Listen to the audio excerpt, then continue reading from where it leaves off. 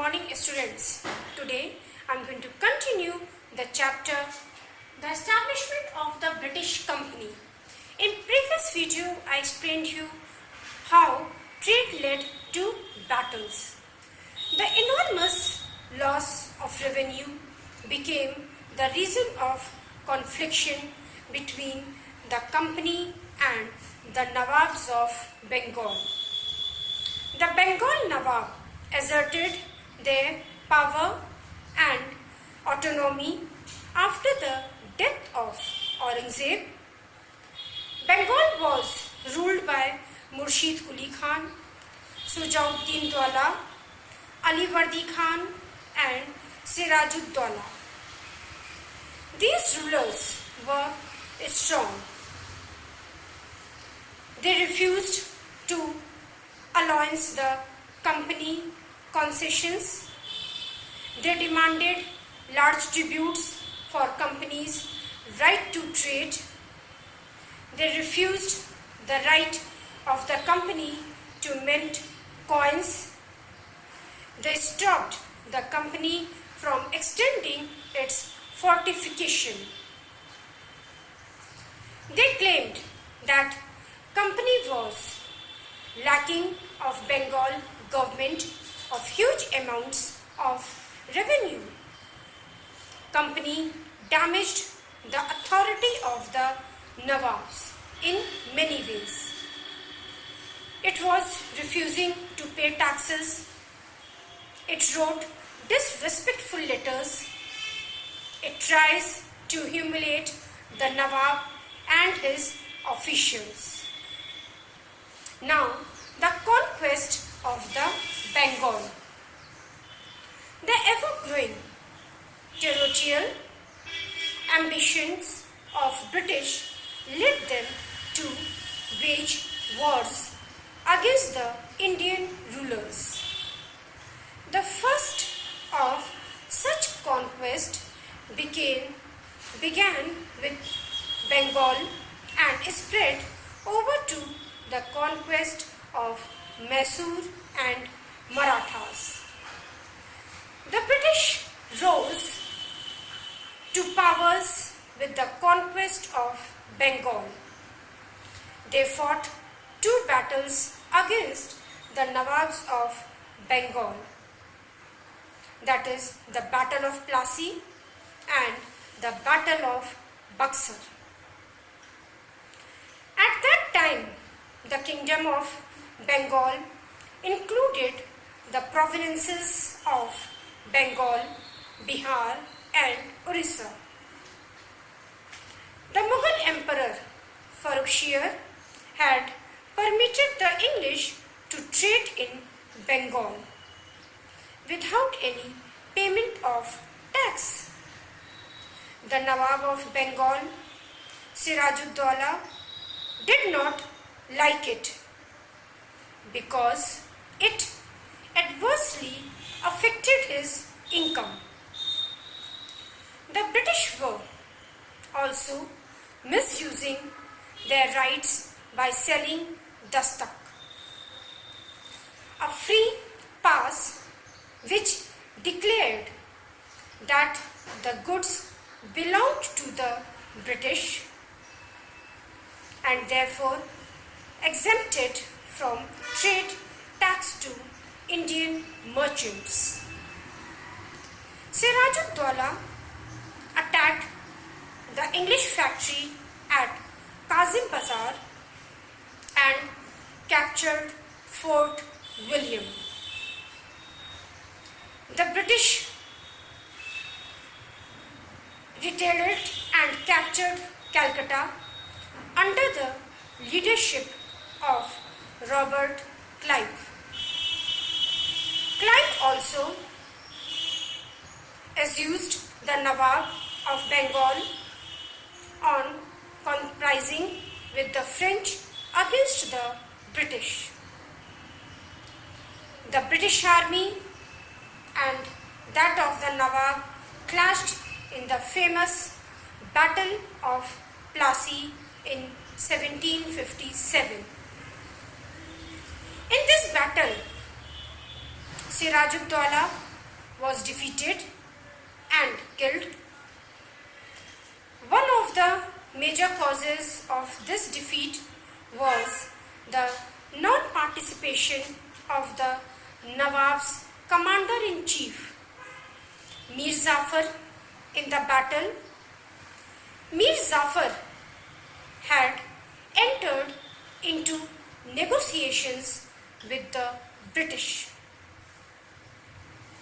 The British had promised to make him the Nawab of Bengal in return for a large amount of money and trading privileges. The Battle of Plassey had far-reaching consequences. The East India Company got free trading rights in the province of Bengal. The British got the zamindari of 24 parganas and became the de facto rulers of Bengal. They utilized the resources of Bengal to enhance their financial interests. They could now maintain and equip a large army. British did brisk trade and completely drained the wealth of Bengal. This battle marked the beginning of the untold economic miseries and exploitation of the Indians. As a result of the Battle of Plassey, the British had gained political control over Bengal. They were able to place their puppet ruler Mir Qasim as the Nawab of Bengal. In the beginning, he assigned the Jagir of Burdwan, Midnapur and Chittagong to the company and gave valuable present to its officers. He proved to be a capable ruler who attempted to improve the administration from the very beginning of his ruler. He trained his soldiers on the European model. He also abolished the custom duties so that the Indian traders could trade on the same terms as the British merchants. His refusal to remain a puppet angered the British. Mir Qasim was defeated in a series of battles by the British in 1763. He fled to Awadh and formed an alliance with the Nawab of Awadh. Siraj-ud-Dawla and Mughal Emperor Shah Alam II, their combined armies met the British forces at the Battle of Buxar in October 1764, where the English commander Hector Munro defeated them. The Battle of Buxar had far-reaching consequences. It left the powerful Nawab of Awadh at the mercy of the English.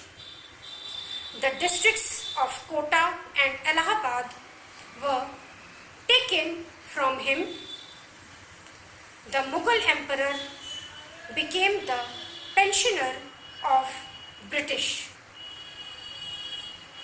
In the settlement with the Nawab of Bengal, the English got the right of Diwani, or the right to collect revenue in the province of Bengal, Bihar and Orissa. The English now became the undisputed matter of Eastern India. The Mughal emperor granted the Jagir of Northern to the British, but both Nawab and Mughal emperor became dependent on the British for security. The Battle of Buxar established the system of dual government, whereby British had the right to collect revenue, but the right of Nizamat, including maintenance of law and order, dispensation of criminal justice, and that of defending the frontiers remained with the Nawab, who was paid an annual amount by British to meet the expenses. This arrangement of dual government was put to an end under Governor General Warren Hastings in 1772. Calcutta was made the capital or the seat of power of the British in India until 1912, when Delhi was declared as the capital of India. Now, what is the Battle of Battle of Plassey?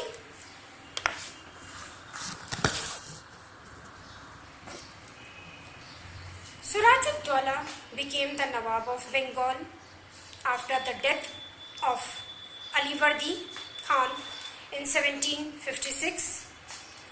The company was worried about his power and desiring a puppet ruler who would willingly give trade, concessions and other freedoms.